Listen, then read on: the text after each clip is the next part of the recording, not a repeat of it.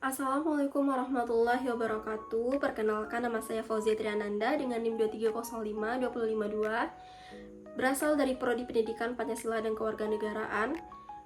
Di sini video ini dibuat untuk memenuhi tugas mata kuliah Studi Masyarakat Indonesia dengan dosen pengampu Bapak Dr. Nofrian MPD. Baiklah, yang pertama yaitu pendapat saya tentang istilah pribumi dan non-pribumi dalam konteks Indonesia. Kalau kita lihat dari arti harfiah, istilah pribumi merupakan orang asli Indonesia, sedangkan istilah non-pribumi merupakan orang bukan asli Indonesia, seperti keturunan asing, misalnya Tionghoa, Arab, Eropa yang sudah lama menetap dan tinggal di Indonesia. Menurut saya, istilah pribumi dan non-pribumi ini dalam konteks Indonesia sebenarnya kurang tepat untuk digunakan pada masa sekarang ini. Karena istilah itu dulu dipakai untuk membedakan antara orang-orang yang dianggap asli dari daerah tertentu dengan orang yang berasal dari luar, seperti keturunan Tionghoa dan kelompok lainnya.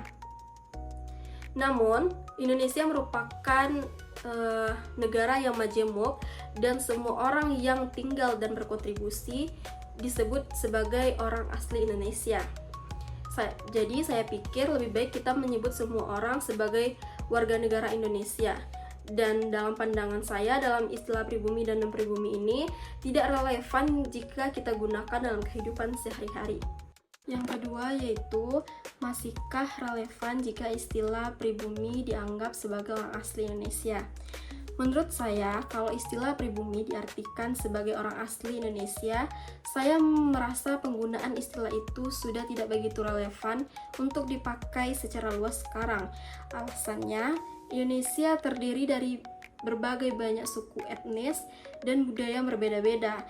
Jadi sulit untuk tidak adil jika kita memisahkan siapa yang asli dan bukan, karena itu bisa menimbulkan perasaan terasing atau bahkan diskriminasi. Selain itu, istilah pribumi sering dipakai untuk membedakan orang berdasarkan keturunan. Hal ini bisa memicu konflik sosial. Banyak kelompok yang sebenarnya sudah lama tinggal dan berkontribusi di Indonesia seperti keturunan Tionghoa dan lain-lain juga sangat Indonesia secara budaya dan nasional, meskipun mungkin bukan pribumi secara garis keturunan. Jadi, saya merasa lebih baik jika kita menghilangkan pembagian itu dan fokus pada identitas bersama sebagai warga negara Indonesia tanpa membedakan berdasarkan asal-usul. Dengan demikian, kita bisa lebih menumbuhkan rasa persatuan, keadilan, dan menghargai keragaman yang ada. Namun, jika istilah ini digunakan dalam konteks khusus, misalnya untuk studi sejarah, antropologi, atau budaya tertentu dengan penjelasan yang benar, maka mungkin bisa kita terima. Tapi dalam kehidupan sehari-hari, istilah itu sudah kurang tepat dan sebaiknya dihindari. Itulah penjelasan saya. Wassalamualaikum warahmatullahi wabarakatuh.